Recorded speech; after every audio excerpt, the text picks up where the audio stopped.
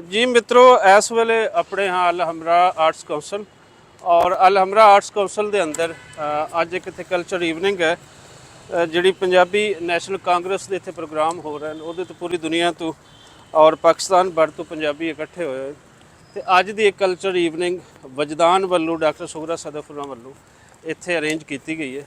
सो तुहानूं वो भी दिखाते हैं नाल हैं लवली कौर जी होरी ਤੇ ਇਹਨਾਂ ਦੇ ਨਾਲ ਵੀ ਗੱਲਬਾਤ ਕਰਦੇ ਹਾਂ। ਲਵਲੀ ਕੌਰ ਜੀ, ਸਭ ਤੋਂ ਪਹਿਲੇ ਤਾਂ ਤੁਹਾਨੂੰ ਜੀ ਆਇਆਂ ਨੂੰ ਤੇ ਕਈ ਵਾਰੀ ਜੀ ਆਇਆਂ ਨੂੰ ਪਹਿਲੇ ਵੀ ਕਹਿ ਚੁੱਕੇ ਹਾਂ ਜੀ ਤੇ ਹੁਣ ਖਾਸ ਉਚੇਚੇ ਤੌਰ ਤੇ ਜੀ ਆਇਆਂ ਨੂੰ ਜੀ। ਤੇ ਇਹ ਦੱਸੋ ਵੀ ਤੁਹਾਨੂੰ ਕਿੰਨੇ ਦਿਨ ਹੋ ਗਏ ਇੱਥੇ ਪਾਕਿਸਤਾਨ ਇਸ ਕਾਨਫਰੰਸ ਵਾਸਤੇ ਸਪੈਸ਼ਲੀ ਆਏ ਹੋ? ਅਸੀਂ 18 ਤਰੀਕ ਨੂੰ ਆਏ ਸੀ। ਠੀਕ ਹੈ, 18 ਤਰੀਕ ਨੂੰ ਕ੍ਰੋਸ ਕੀਤਾ ਸੀਗਾ। ਅੱਜ ਚੌਥਾ ਦਿਨ ਹੈ। ਅੱਜ ਚੌਥਾ ਦਿਨ ਬਿਲਕੁਲ। ਇਹਨਾਂ 4 ਦਿਨਾਂ ਦੇ ਅੰਦਰ ਤੁਸੀਂ ਫਸਟ ਟਾਈਮ ਪਾਕਿਸਤਾਨ ਆਏ? ਹਾਂਜੀ, ਫਸਟ। ਕਿਹੜੀ ਥਾਂ ਤੋਂ ਆਣਾ ਹੋਇਆ?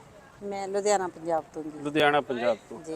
ਤੇ ਤੁਹਾਡੀ ਪਹਿਲੀ ਫੇਰੀ ਪਾਕਿਸਤਾਨ ਦੀ? ਪਹਿਲੀ ਫੇਰੀ ਹੈ ਜੀ ਪਾਕਿਸਤਾਨ ਦੀ। ਔਰ ਬਹੁਤ ਦੇਰ ਦੀ ਇਹ ਸੀ ਕਿ ਜਦੋਂ ਵੀ ਮੈਂ ਪ੍ਰੇ ਕਰਦੀ ਸੀ ਮੈਂ ਕਹਿੰਦੀ ਸੀ ਮੈਨੂੰ ਪਾਕਿਸਤਾਨ ਦਾ ਵੀਜ਼ਾ ਮਿਲ ਜੇ।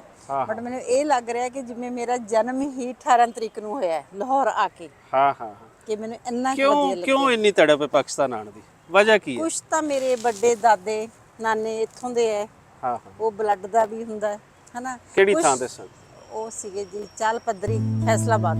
ਅੱਛਾ, ਲੈਲਪੁਰ ਦੇ। ਲੈਲਪੁਰ, ਠੀਕ ਹੈ। ਤੇ ਕੁਝ ਤੁਹਾਡੇ ਲੋਕਾਂ ਦਾ ਪਿਆਰ ਦੇਖ ਕੇ ਬਹੁਤ ਜ਼ਿਆਦਾ ਥਾ ਪਿਆਰ। ਮੈਨੂੰ ਨਹੀਂ ਲੱਗਦਾ ਮੈਂ ਕਿਤੇ ਅਮਰੀਕਾ ਕੈਨੇਡਾ ਦੇ ਵਿੱਚ ਇੰਨੀਆਂ ਕੰਟਰੀਆਂ ਘੁੰਮੀਆਂ ਪਰ ਨਹੀਂ ਮਿਲਿਆ ਮੈਨੂੰ, ਪਰ ਬਹੁਤ ਪੋਜ਼ਿਟਿਵ એનર્ਜੀ ਮਿਲ ਰਹੀ ਹੈ ਮੈਨੂੰ ਲਾਹੌਰ ਜਾ ਕੇ। ਕਿੰਨੇ ਕੰਟਰੀ ਘੁੰਮ ਚੁੱਕੇ ਹੋ ਤੁਸੀਂ ਔਰ ਕਿਸ ਪਰਪਸ ਲਈ ਤੁਸੀਂ ਉੱਥੇ ਜਾਣਾ ਹੋਇਆ ਉਹਨਾਂ ਮੁਲਕਾਂ ਵਿੱਚ? ਮੈਂ ਸਵਿਮਿੰਗ ਕਰਦੀ ਸੀ, ਗੇਮ ਕਰਦੀ ਸੀ। ਕੁਛ ਮੇਰੀ ਫੈਮਿਲੀ ਕੈਨੇਡਾ ਦੇ ਵਿੱਚ ਆ, ਕੁਛ ਅਮਰੀਕਾ ਦੇ ਵਿੱਚ ਮੇਰੀ ਫੈਮਿਲੀ ਹੈ। ਇਸ ਤਰ੍ਹਾਂ ਦੇ ਟੂਰ ਲੱਗਦੇ ਰਹਿੰਦੇ। ਕਿੰਨੇ ਕੰਟਰੀ ਤੁਸੀਂ ਘੁੰਮ ਚੁੱਕੇ ਹੋ? 15 ਕੰਟਰੀ ਤੋਂ ਜ਼ਿਆਦਾ ਤੁਸੀਂ ਜ਼ਿਆਦਾ ਕੰਟਰੀ ਘੁੰਮੀ। ਔਰ ਇੱਥੇ ਪਾਕਿਸਤਾਨ ਆਉਣ ਦੀ ਤੁਹਾਨੂੰ ਖਾਸ ਖਿੱਚ ਸੀ। ਪਾਕਿਸਤਾਨ ਆ ਗਏ ਉਸ ਤੋਂ ਬਾਅਦ ਇੱਕ ਤੇ ਹੁੰਦਾ ਨਾ ਪਹਿਲੇ ਬੰਦੇ ਦਾ ਇੱਕ ਜ਼ਿਹਨ ਦੇ ਵਿੱਚ ਚੀਜ਼ਾਂ ਆਉਂਦੀਆਂ ਨੇ ਵੀ ਕਿੰਜ ਦਾ ਹੈ, ਵੀਡੀਓਜ਼ ਦੇਖਦਾ ਹੈ, ਲੋਕ ਆਉਂਦੇ ਨੇ, ਸਾਰਾ ਕੁਝ ਹੈ, ਆਪਣੇ ਵੱਡਿਆਂ ਤੋਂ ਸੁਣਦਾ ਹੈ। ਫਿਰ ਜਦੋਂ ਬੰਦਾ ਆਪਣੀ ਅੱਖ ਦੇ ਨਾਲ ਉਹ ਚੀਜ਼ਾਂ ਦੇਖਦਾ ਹੈ ਤੇ ਉਹਦੇ 'ਚ ਕੋਈ ਘਾਟਾ ਵਾਧਾ ਹੁੰਦਾ ਹੈ। ਤੁਹਾਡੇ ਉਹਨਾਂ ਚੀਜ਼ਾਂ ਤੇ ਕੋਈ ਘਾਟਾ ਪਿਆ ਜਾਂ ਕੋਈ ਚੀਜ਼ਾਂ ਵਧੀਆਂ ਜੋ ਤੁਸੀਂ ਸੁਣਿਆ ਸੀ? ਨਹੀਂ, ਕੁਛ ਮੇਰੇ ਜਿਹੜੇ ਗ੍ਰੈਂਡਫਾਦਰ ਹੈ ਸਰਦਾਰ ਗੁਰਮੀਤ ਸਿੰਘ ਰੰਧਾਵਾ, ਉਹ ਚਾਲ ਪੱਧਰੀ ਦੇ ਸੀਗੇ। ਉਹ ਮੈਨੂੰ ਸੁਣਾਉਂਦੇ ਰਹਿੰਦੇ ਸੀ ਪਾਕਿਸਤਾਨ ਦੀਆਂ ਗੱਲਾਂ। ਪਰ ਉਹਨਾਂ ਟਾਈਮਾਂ 'ਚੋਂ ਜੋ ਅੱਜ ਮੈਂ ਇੱਥੇ ਆ ਕੇ ਦੇਖਿਆ ਉਹ ਤੋਂ ਬਹੁਤ ਵੱਖਰਾ ਮਿਲਿਆ।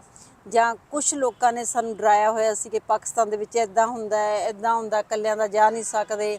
ਉਹ ਤੋਂ ਬਹੁਤ ਅਲੱਗ ਮਿਲਿਆ, ਸਾਨੂੰ ਪਿਆਰ ਵੀ ਮਿਲਿਆ। ਪਰ ਮੈਨੂੰ ਨਹੀਂ ਲੱਗਦਾ ਵੀ ਇੱਥੇ ਕੋਈ ਡਰ ਹੈ। ਹਰ ਨੂੰ ਆਉਣਾ ਚਾਹੀਦਾ ਇੱਕ ਵਾਰੀ ਜ਼ਰੂਰ ਪਾਕਿਸਤਾਨ ਦੇ ਵਿੱਚ। ਤੁਸੀਂ ਆਪਣੀ ਫੈਮਿਲੀ 'ਚੋਂ ਇਕੱਲੇ ਆਏ ਹੋ ਜਾਂ ਹੋਰ ਨਾਲ ਲੋਕ? ਮੈਂ ਇਕੱਲੇ ਆਈ ਹਾਂ ਜੀ।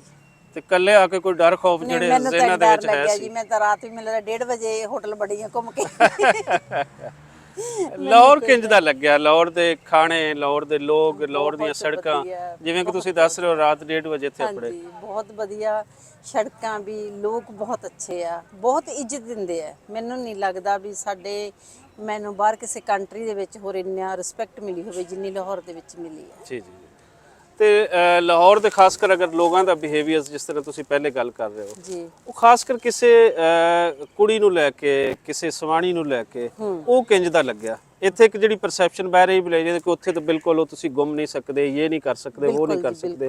ਤੁਹਾਡਾ ਐਕਸਪੀਰੀਅੰਸ ਘੱਟੋ ਘੱਟ 3 ਰਾਤਾਂ ਹੋ ਗਈਆਂ ਤੁਹਾਡੀਆਂ ਇੱਥੇ, ਤੁਸੀਂ ਘੁੰਮਦੇ ਹੋ, ਰਾਤ ਨੂੰ ਤੁਸੀਂ ਇੰਜੋਏ ਕਰਦੇ ਹੋ, ਥਾਵਾਂ ਥਾਵਾਂ ਤੇ ਜਾਂਦੇ ਹੋ। ਬਹੁਤ ਸਾਰੇ ਲੋਕਾਂ ਨੂੰ ਤੁਹਾਡੇ ਜੋ ਲਾਹੌਰ ਦੇ ਵੀ ਹੈ, ਲਾਹੌਰ ਤੋਂ ਬਾਹਰੋਂ ਵੀ ਕਾਨਫਰੰਸ ਦੇ ਵਿੱਚ ਆਏ ਹੋਏ ਆ, ਮੈਂ ਸਭ ਤੋਂ ਵੱਡੀ ਇਹ ਚੀਜ਼ ਨੋਟ ਕੀਤੀ ਹੈ ਕਿ ਲੇਡੀਜ਼ ਨੂੰ ਬਹੁਤ ਰਿਸਪੈਕਟ ਦਿੰਦੇ ਆ। ਜੀ ਜੀ। ਕਿਉਂਕਿ ਹਰ ਬੰਦਾ ਰਿਸਪੈਕਟ ਨਾਲ ਗੱਲ ਕਰ ਰਿਹਾ ਹੈ। ਇਹ ਨਹੀਂਗਾ ਕਿ ਸਾਨੂੰ ਕੋਈ ਉਸ ਦੇਖ ਰਿਹਾ ਹੋਵੇ ਕਿ ਬਾਹਰੋਂ ਆਇਆ। ਨਹੀਂ, ਮੈਂ ਕਹਿੰਦੀ ਵੀ ਇੰਨੀ ਕਿ ਦਿਲੋਂ ਰਿਸਪੈਕਟ ਦੇ ਰਿਹਾ ਹੈ ਕਿ ਲੇਡੀਜ਼ ਨੂੰ ਮੈਂ ਨਹੀਂ ਕਿਸੇ ਕੰਟਰੀ ਦੇ ਵਿੱਚ ਕੋਈ ਇੰਨੀ ਰਿਸਪੈਕਟ ਮਿਲਦੀ ਹੋਊਗੀ ਲੇਡੀਜ਼ ਨੂੰ ਜਿੰਨੀ ਤੁਹਾਡੇ ਦੇ ਰਹੇ ਹੈ। ਹੋਰ ਕੀ ਪਲਾਨ ਹੈ? ਇੱਕ ਤੇ ਕਾਨਫਰੰਸ ਤੇ ਤੁਸੀਂ ਅੱਜ ਤੀਜਾ ਦਿਹਾੜਾ ਹੈ ਕਾਨਫਰੰਸ ਤੇ, ਤੁਸੀਂ ਵੱਖ-ਵੱਖ ਪ੍ਰੋਗਰਾਮਾਂ ਦੇ ਵਿੱਚ ਤੁਹਾਡੀ ਇੰਗੇਜਮੈਂਟ ਹੈ? ਹਾਂਜੀ, ਅੱਜ ਸਾਡਾ ਕਾਨਫਰੰਸ ਦਾ ਲਾਸਟ ਦਿਨ ਸੀਗਾ। ਤੇ ਹੋਰ ਕੀ ਪ੍ਰੋਗਰਾਮ ਹੈ? ਕੱਲ ਅਸੀਂ ਨਨਕਾਣਾ ਸਾਹਿਬ ਜਾ ਰਹੇ ਹਾਂ, ਪਰਸੋਂ ਕਰਤਾਰਪੁਰ ਸਾਹਿਬ ਦਾ ਜੀ, ਔਰ ਸ਼ਾਮ ਦਾ ਹੈਗਾ ਕਸੂਰ ਦਾ। ਅੱਛਾ, ਇਹ ਇੱਕ ਬਹਾਨਾ ਜਿਹੜਾ ਬਣਿਆ ਵਾ ਇਹ ਬੋਲੀ ਨੂੰ ਲੈ ਕੇ ਹੈ, ਪੰਜਾਬੀ ਬੋਲੀ ਨੂੰ ਲੈ ਕੇ।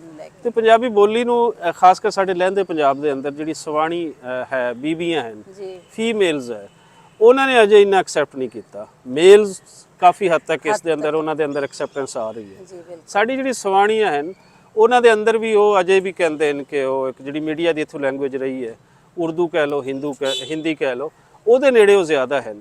ਤੁਹਾਡੀ ਜਿਹੜੀ ਉੱਥੋਂ ਦੀ ਸਵਾਣੀ ਹੈ, ਚੜ੍ਹਦੇ ਪੰਜਾਬ ਦੀ ਹੈ, ਕੈਨੇਡਾ ਦੀ ਹੈ, ਅਮਰੀਕਾ ਦੀ ਹੈ, ਖਾਸ ਕਰ ਅਗਰ ਦੇਖੀਏ ਤੇ ਜਿਹੜੀ ਪੰਜਾਬੀ ਸਿੱਖ ਕਮਿਊਨਿਟੀ ਹੈ ਬਿਲੋਂਗ ਕਰਦੀ, ਉਹ ਪੰਜਾਬੀ ਨੂੰ ਕਿੰਜ ਲੈ ਰਹੇ ਨੇ ਤੇ ਇੱਥੇ ਕੀ ਉਹ ਜਿਹੜਾ ਮੈਂ ਤੁਹਾਨੂੰ ਦੱਸ ਰਹੀ ਹਾਂ, ਕਿੰਨਾ ਕੁ ਫਰਕ ਹੈ ਉਸ ਦੇ ਅੰਦਰ? ਨਹੀਂ, ਫਰਕ ਸਾਡੇ ਵੀ ਕੁਝ ਇਦਾਂ ਹੀ ਹੋ ਰਿਹਾ ਕਿ ਬੱਚਿਆਂ ਨੂੰ ਇੰਗਲਿਸ਼ ਸਕੂਲ ਦੇ ਵਿੱਚ ਪੜਾਇਆ ਜਾਂਦਾ ਹੈ। ਉੱਥੇ ਜਿਹੜੇ ਟੀਚਰ ਜਾਂ ਤਾਂ ਉਹ ਇੰਗਲਿਸ਼ ਬੋਲ ਰਹੇ ਆ ਨਾ ਉਹਨਾਂ ਨਾਲ, ਜਾਂ ਹਿੰਦੀ ਦੇ ਵਿੱਚ ਗੱਲ ਕਰਦੇ ਆ। ਸਾਡੇ ਵੀ ਕੁਝ ਲੇਡੀਜ਼ ਇਦਾਂ ਦੀਆਂ ਕਿ ਜਿਹੜੀ ਬੱਚਿਆਂ ਨਾਲ ਘਰ ਦੇ ਵਿੱਚ ਇੰਗਲਿਸ਼ ਨਾਲ ਗੱਲ ਕਰਦੀਆਂ ਜਾਂ ਹਿੰਦੀ ਨਾਲ ਗੱਲ ਕਰਦੀਆਂ। ਬਟ ਮੈਂ ਇਹ ਕਹਿਣਾ ਚਾਹੂੰਗੀ, ਜੇ ਤੁਸੀਂ ਬੱਚਿਆਂ ਨੂੰ ਠੀਕ ਹੈ ਪੜਾਓ, ਮੈਂ ਨਹੀਂ ਕਹਿੰਦੀ ਨਾ ਪੜਾਓ, ਬਟ ਉਹਨਾਂ ਨਾਲ ਘਰ ਦੇ ਵਿੱਚ ਕਮ ਸੇ ਕਮ ਆਪਣੀ ਮਾਂ ਬੋਲੀ ਦੇ ਵਿੱਚ ਗੱਲ ਕਰੋ ਕਿ ਬੱਚਿਆਂ ਨੂੰ ਪਤਾ ਲੱਗੇ ਸਾਡੀ ਭਾਸ਼ਾ ਕੀ ਹੈ, ਸਾਡੀ ਮਾਂ ਬੋਲੀ ਕੀ ਹੈ। ਉਹਨਾਂ ਨਾਲ ਵੀ ਘਰ ਦੇ ਵਿੱਚ ਆ ਕੇ ਹਿੰਦੀ ਇੰਗਲਿਸ਼ ਦੇ ਵਿੱਚ ਜੇ ਅਸੀਂ ਗੱਲ ਕਰਾਂਗੇ ਤਾਂ ਉਹ ਮਾਂ ਬੋਲੀ ਨੂੰ ਬਿਲਕੁਲ ਹੀ ਖਤਮ ਕਰ ਦੂਗੀ ਆਉਣ ਵਾਲੀ ਪੀੜ੍ਹੀ। ਕਿੰਨਾ ਜ਼ਰੂਰੀ ਹੈ ਕਿ ਆਪਣੀ ਬੋਲੀ ਦੇ ਨਾਲ ਜੁੜਨਾ, ਔਰ ਬੋਲੀ ਦੇ ਨਾਲ ਜੁੜ ਕੇ ਤੁਸੀਂ ਕੀ ਕੀ ਪਾਉਂਦੇ ਹੋ? ਆਪਣੀ ਬੋਲੀ ਨਾਲ ਜੁੜਨਾ ਬਹੁਤ ਜ਼ਿਆਦਾ ਜ਼ਰੂਰੀ ਹੈ, ਕਿਉਂਕਿ ਜੇ ਆਪਣੀ ਬੋਲੀ ਹੀ ਭੁੱਲ ਗਏ ਅਸੀਂ ਤੇ ਅਸੀਂ ਨਹੀਂ ਕੁਝ ਪਾ ਸਕਾਂਗੇ। ਆਉਣ ਵਾਲੀਆਂ ਪੀੜ੍ਹੀਆਂ ਬਿਲਕੁਲ ਹੀ ਪਤਾ ਹੀ ਨਹੀਂ ਲੱਗਣਾ ਕਿ ਮਾਂ ਬੋਲੀ ਵੀ ਕੋਈ ਚੀਜ਼ ਸੀਗੀ। ਅੱਛਾ, ਹੁਣ ਇੱਕ ਹੋਰ ਚੀਜ਼ ਇਸ ਤੋਂ ਅੱਗੇ ਮੈਂ ਹੋਰ ਗੱਲ ਨੂੰ ਵਧਾਉਂਦਾ ਹਾਂ ਕਿ ਬੋਲੀ ਹੀ ਜੋੜਦੀ ਹੈ। ਅੱਜ ਅਸੀਂ ਖੜੇ ਹਾਂ ਤੇ ਬੋਲੀ ਦਾ ਕਰਕੇ ਹੀ ਖੜੇ ਹਾਂ। ਜੀ ਬਿਲਕੁਲ। ਬੋਲੀ ਦੇ ਅੰਦਰ ਹੋਰ ਕਿਹੜੇ-ਕਿਹੜੇ ਫੈਕਟਰ ਹਨ ਜਿਨ੍ਹਾਂ ਨੂੰ ਅੱਗੇ ਵਧਾਉਣ ਦੀ ਲੋੜ ਹੈ? ਇਸ ਤਰੀਕੇ ਦੀਆਂ ਕਾਨਫਰੰਸਾਂ ਨੂੰ ਲੈ ਕੇ ਹੋਰ ਮੁਲਕੀ ਸਤ੍ਹਾ ਤੇ ਪਾਕਿਸਤਾਨੀ ਸਾਈਡ ਤੇ ਸਰਕਾਰਾਂ ਨੂੰ ਕੀ ਕਰਨ ਦੀ ਲੋੜ ਹੈ? ਕਿਉਂਕਿ ਸਰਕਾਰਾਂ ਅਗਰ ਚਾਹਣ ਤੇ ਸਾਰੇ ਕੰਮ ਹੁੰਦੇ ਨੇ। ਸਭ ਤੋਂ ਵੱਧ ਸਰਕਾਰਾਂ ਦਾ ਦੇਣ ਹੁੰਦਾ ਇਹਨਾਂ ਚੀਜ਼ਾਂ ਦੇ ਵਿੱਚ, ਵੱਧ ਤੋਂ ਵੱਧ ਕਾਨਫਰੰਸ ਵਗੈਰਾ ਕਰਨ, ਕੁਛ ਉੱਧਰ ਹੋਣ ਕੁਛ ਇੱਧਰ ਹੋਣ, ਜਿਹਦੇ ਕਰਕੇ ਦੋਨਾਂ ਦੇਸ਼ਾਂ ਨੂੰ ਪਤਾ ਲੱਗੇ ਕਿ ਹਾਂ ਕੁਛ ਮਾਂ ਬੋਲੀ ਦੇ ਥਰੂ ਕਾਨਫਰੰਸਾਂ ਹੋ ਰਹੀਆਂ ਹੈਗੀਆਂ। ਸਕੂਲਾਂ ਦੇ ਵਿੱਚ ਸ਼ੁਰੂ ਕਰਨਾ ਚਾਹੀਦਾ ਪੰਜਾਬੀ ਮਾਂ ਬੋਲੀ। ਸਕੂਲ ਤੋਂ ਸਟਾਰਟ ਕਰੋਗੇ, ਕਹਿੰਦੇ ਹੁੰਦੇ ਜੜ ਹੁੰਦੀ ਹੈ ਤਾਂ ਹੀ ਦਰਖਤ ਵੱਡਾ ਹੁੰਦਾ ਹੈ। ਜੋ ਬੱਚੇ ਪੜ੍ਹਨਗੇ ਤੇ ਤਾਂ ਹੀ ਉਹਨਾਂ ਨੂੰ ਪਤਾ ਲੱਗੂ ਨਾ ਕਿ ਪੰਜਾਬੀ ਬੋਲੀ ਵੀ ਕੋਈ ਚੀਜ਼ ਹੈ। ਅੱਛਾ, ਸਾਡੀ ਇੱਥੋਂ ਦੀ ਸੀਐਮ ਚੀਫ ਮਿਨਿਸਟਰ ਉਹ ਇੱਕ ਬੀਬੀ ਹੈ ਇਸ ਵੇਲੇ, ਔਰ ਬੜੀ ਐਕਟਿਵ ਹੈ, ਬੜੇ ਕੰਮ ਕਰ ਰਹੀ ਹੈ ਪੰਜਾਬੀ ਬੋਲੀ ਦੀ ਪੜ੍ਹਾਈ ਬਾਰੇ, ਕਿਉਂਕਿ ਇਹਦੇ 'ਚ ਮੇਰੀ ਰਿਟ ਪਟੀਸ਼ਨ ਤੇ ਫੈਸਲਾ ਜਿਹੜੀ ਲਾਹੌਰ ਹਾਈ ਕੋਰਟ ਹੈ ਉਹ ਦੇ ਚੁੱਕੀ ਹੈ ਜੀ। ਪੰਜਾਬ ਅਸੈਂਬਲੀ ਰੈਜ਼ੋਲੂਸ਼ਨ ਇਸ ਤੇ ਪਾਸ ਕਰ ਚੁੱਕੀ ਹੈ ਜੀ। ਤੇ ਕੀ ਕਹਿੰਦੇ ਹੋ ਚੀਫ ਮਿਨਿਸਟਰ ਨੂੰ ਕਿ ਪੰਜਾਬੀ ਬੋਲੀ ਦੀ ਪੜ੍ਹਾਈ ਵਾਸਤੇ ਉਹ ਪੰਜਾਬ ਅਸੈਂਬਲੀ ਦੇ ਅੰਦਰ ਉਸ ਦਾ ਕੀ ਕਰਨ? ਇੱਕ ਸਵਾਣੀ ਹੋਣ ਦੇ ਨਾਤੇ, ਕੁੜੀ ਹੋਣ ਦੇ ਨਾਤੇ, ਪੰਜਾਬ ਦੀ ਸੀਐਮ ਜਿਹੜੀ ਹੈ, ਅਸੀਂ ਵੀ ਉਹਨੂੰ ਚਲੋ ਉਹਨਾਂ ਨੂੰ ਖੁਸ਼ ਕਰਨ ਲਈ ਅਸੀਂ ਕੁੜੀ ਕਹਿੰਦੇ ਆ ਕਿ ਪੰਜਾਬ ਦੀ ਉਹ ਕੁੜੀ, ਪੰਜਾਬ ਦੀ ਧੀ ਪੰਜਾਬੀ ਬੋਲੀ ਵਾਸਤੇ ਕੀ ਕੀ ਕਰੇ ਜੇ ਤੁਸੀਂ ਪੂਰੀ ਦੁਨੀਆ ਦੇ ਵਿੱਚ ਜਿੱਥੇ ਜਿੱਥੇ ਲੋਕ ਬੈਠੇ ਹੋ ਉਹਨਾਂ ਦਾ ਦਿਲ ਖੁਸ਼ ਹੋਏਗਾ। ਹਾਂਜੀ, ਮੈਂ ਉਹਨਾਂ ਨੂੰ ਇਹ ਕਹਿਣਾ ਚਾਹੂੰਗੀ ਪੰਜਾਬੀ ਬੋਲੀ ਵਾਸਤੇ ਆਵਾਜ਼ ਚੁੱਕਣ, ਕਿਉਂਕਿ ਉਹਨਾਂ ਦੇ ਹੱਥ ਵਿੱਚ ਬਹੁਤ ਕੁਝ ਹੈ ਪੰਜਾਬੀ ਬੋਲੀ ਨੂੰ ਸ਼ੁਰੂ ਕਰਨ ਵਾਸਤੇ ਪਾਕਿਸਤਾਨ ਦੇ ਵਿੱਚ। ਉਹ ਆਵਾਜ਼ ਚੁੱਕਣ, ਹਰ ਸਕੂਲ ਦੇ ਵਿੱਚ ਲਾਗੂ ਕਰਨ, ਸਟਾਰਟਿੰਗ ਤੋਂ ਲੈ ਕੇ ਪੰਜਾਬੀ ਬੋਲੀ ਨੂੰ।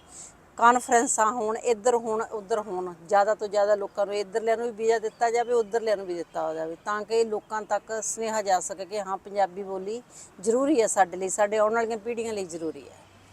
ਇਹ ਸਨ ਜੀ ਲਵਲੀ ਕੌਰ ਜੀ, ਉਹਨਾਂ ਨੇ ਬੜੀਆਂ ਸੋਹਣੀਆਂ ਗੱਲਾਂ ਕੀਤੀਆਂ। ਖਾਸ ਕਰ ਜਿਹੜੀ ਅਖੀਰਲੀ ਗੱਲ ਹੈ, ਸੀਐਮ ਪੰਜਾਬ ਨੂੰ ਜਿਹੜਾ ਸੁਨੇਹਾ ਦੇ ਰਹੇ ਨੇ, ਬਹੁਤ ਹੀ ਜ਼ਰੂਰੀ ਹੈ ਕਿ ਉਹ ਬੋਲੀ ਜਿਹੜੀ ਸਕੂਲਾਂ ਦੇ ਵਿੱਚ ਨਹੀਂ ਆਏਗੀ, ਜਿਹੜੀ ਬੋਲੀ ਬੱਚੇ ਪੜ੍ਹਨਗੇ ਨਹੀਂ, ਉਹ ਜੜ੍ਹਾਂ ਤੋਂ ਕੱਟੇ ਜਾਣਗੇ। ਉੱਪਰ ਜਾ ਕੇ ਉਹ ਐਮਏ ਉਸ ਦੇ ਅੰਦਰ ਐਮਏ ਕਰਨ, ਐਮਫਿਲ ਕਰਨ, ਪੀਐਚਡੀ ਕਰਨ, ਲੇਕਿਨ ਉਹਦੇ ਰੂਟਸ ਦੇ ਅੰਦਰ ਪੰਜਾਬੀ ਨਹੀਂ ਹੋਏਗੀ। ਸੋ ਪੰਜਾਬੀ ਦਾ ਪੜ੍ਹਾਇਆ ਜਾਣਾ ਜ਼ਰੂਰੀ ਹੈ। ਜਿਸ ਤਰੀਕੇ ਨਾਲ ਪੰਜਾਬ ਅਸੈਂਬਲੀ ਦੇ ਅੰਦਰ ਰੈਜ਼ੋਲੂਸ਼ਨ ਪਾਸ ਹੋ ਚੁੱਕੀ ਹੈ, ਜਿਸ ਤਰੀਕੇ ਨਾਲ ਕੋਰਟ ਦਾ ਆਰਡਰ ਹੈ, ਇਸ ਤੋਂ ਇਲਾਵਾ ਪੰਜਾਬੀ ਇੱਥੇ ਪ੍ਰਫੁੱਲਤ ਨਹੀਂ ਹੋ ਸਕਦੀ, ਅੱਗੇ ਨਹੀਂ ਵੱਧ ਸਕਦੀ। ਦੂਸਰੇ ਨੰਬਰ ਤੇ ਜਿਹੜੇ ਇਹਨਾਂ ਨੇ ਇੱਕ ਇਸ਼ਾਰਾ ਦਿੱਤਾ ਕਿ ਸਰਕਾਰੀ ਸਤ੍ਹਾ ਤੇ ਕਿਉਂ ਨਹੀਂ ਪੰਜਾਬੀ ਕਾਨਫਰੰਸ ਹੁੰਦੀ। ਮਿਸਾਲ ਦੇ ਤੌਰ ਤੇ ਅਸੀਂ ਪਿਛਲੇ ਦਿਨ ਅਸੀਂ ਕਰਵਾਈ, ਹੁਣ ਫਖਰ ਜ਼ਮਾਨ ਕਰਵਾ ਰਹੇ ਨੇ, ਇਸੇ ਤਰੀਕੇ ਹੋਰ ਲੋਕ ਆਪਣੇ ਤੌਰ ਤੇ ਕਰਵਾ ਰਹੇ ਨੇ।